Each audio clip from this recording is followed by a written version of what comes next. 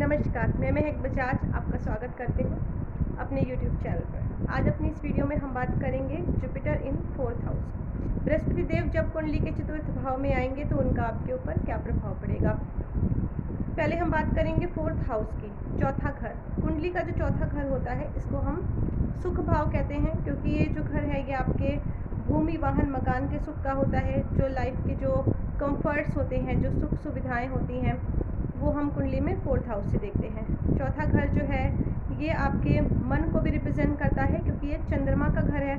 ये आपके मन को और आपके मूड को रिप्रेजेंट करता है, आपकी मानसिक स्थिति को भी रिप्रेजेंट करता है। चौथा घर जो है ये आपके हार्ट को भी रिप्रेजेंट करता है। तो अब हम बात करेंगे जुपिटर की।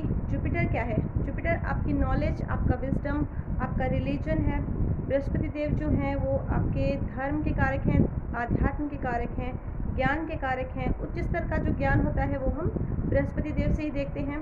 बृहस्पति देव जो हैं वो आपकी जितनी भी धार्मिक गतिविधियां हैं, जो भी आप रिलीजियस वर्क करते हैं, जितनी भी धार्मिक कार्य आप करते हैं, वो भी हम कुंडली में बृहस्पति देव से ही देखते हैं। और बृहस्पति देव जो हैं ये आप एक फीमेल के चार्ट में जुपिटर आपके हस्बैंड के कारक हैं, और जो गुरु हैं, प्रीस्ट हैं, टीचर्स हैं, जिनसे आपको शिक्षा मिलती है, ज्ञान मिलता है, इन्हें भी हम कुंडली में बृहस्पति ग्रह से देखते हैं। अब हम बात करेंगे 4th हाउस में बृहस्पति ग्रह की प्लेसमेंट। तो 4th हाउस में चंद्रमा की कर्क राशि आती है, और कर्क राशि में बृहस्पति देव जो होते हैं वो उच्च के हो जाते हैं।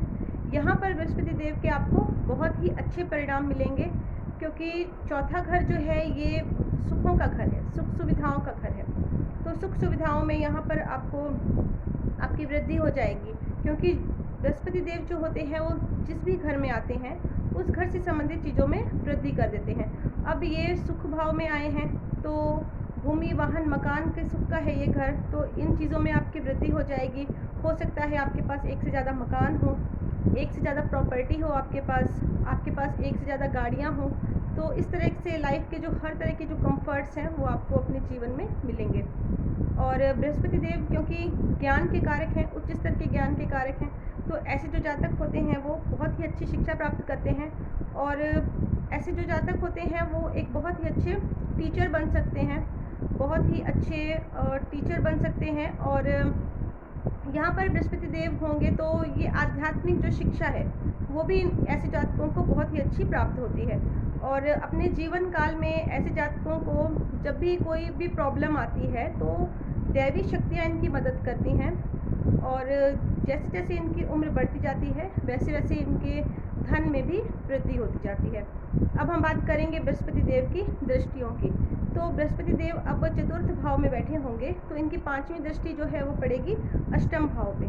तो अष्टम भाव जो है वो अचानक से धन लाभ का है, आपकी पैतृक संपत्ति का है। तो ऐसे जातकों को पैतृक संपत्ति मिलती है, और इनकी लाइफ में कुछ टाइम के बाद, मतलब कुछ टाइम पीरियड के बाद इनको धन का लाभ इनकी लाइफ में होता रहता है। और इनकी जो सप्तम दृष्टि है, 4th हाउस में बृहस्पति देव होंगे तो सप्तम दृष्टि जो है वो पड़ेगी 10th हाउस में, क्योंकि 10th हाउस जो है ये आपके व्यापार का है। तो व्यापार में भी वृद्धि होगी, व्यापार से आपको लाभ होगा। पर उसके लिए हमें ये देखना होगा कि 10th हाउस में बृहस्पति देव के कोई शत्रु ग्रह तो नहीं बैठे। अगर 10th हाउस में बुध देव आ जाते हैं तो बुध देव और बृहस्पति देव की आपस में शत्रुता है, तो बुध देव की जो दृष्टि है वो गुरु पर पड़ेगी। तो यहाँ पर फिर आपको व्यापार से संबंधित परेशानियाँ आ सकती हैं। अब हम बात करते हैं बृहस्पति देव की 9वीं दृष्टि की बात करेंगे। तो बृहस्पति देव की 9वीं दृष्टि जो है वो पड़ेगी 12th हाउस में, यानी द्वादश भाव। तो द्वादश भाव जो है वो आपके विदेश यात्रा का है। ऐसे जो जातक होते हैं उनको विदेश यात्रा का बहुत ही शौक़ होता है, और विदेशों में जाकर घूमना फिरना, अलग अलग देशों की यात्राएं करना ऐसे जातकों को बहुत पसंद होता है। तो अब हम बात करेंगे प्रिकॉशंस और रेमेडीज़ की। तो बृहस्पति देव यहाँ पर होंगे तो ऐसे जो जातक होते हैं तो इन लोगों को यहाँ पर ये कहा गया है कि अपनी बॉडी का बहुत ज़्यादा एक्सपोज नहीं करना चाहिए, क्योंकि बृहस्पति देव जो हैं वो संस्कार को भी रिप्रेजेंट करते हैं। तो जितना ऐसे जातक जो होते हैं वो अपनी बॉडी को कवर करके रखते हैं, उतना ही यहाँ पर बृहस्पति देव आपको अच्छे परिणाम देते हैं। और यहाँ पर बृहस्पति देव अगर आपको व्यापार से संबंधित परेशानियाँ आ रही हैं तो आप सांप को दूध पिलाएं, इस तरह से आपको यहाँ पर व्यापार से संबंधित जो प्रॉब्लम है आपकी वो सॉल्व होंगी। और बड़े बुज़ुर्गों का आशीर्वाद लेकर उनसे उनका आशीर्वाद लें, बड़े बुज़ुर्गों की सेवा करें। तो इस तरह से यहाँ पर आप बृहस्पति देव के शुभ परिणाम प्राप्त कर सकते हैं। मेरे वीडियो आपको अच्छा लगा है, मेरे वीडियो को लाइक करें, शेयर करें।